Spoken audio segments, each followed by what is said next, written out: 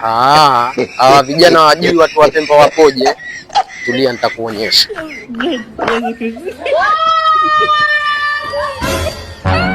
Assalamu alaykum Sheikh. Aujourd'hui aussi c'est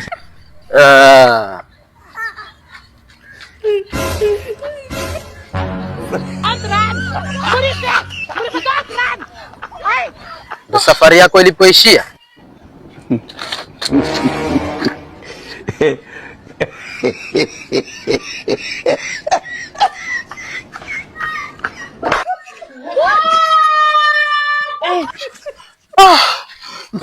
aujourd'hui aussi c'est un autre.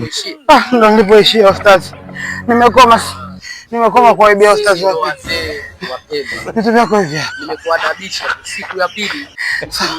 Nisamehe vitu vyako hivi. Waambie na watu.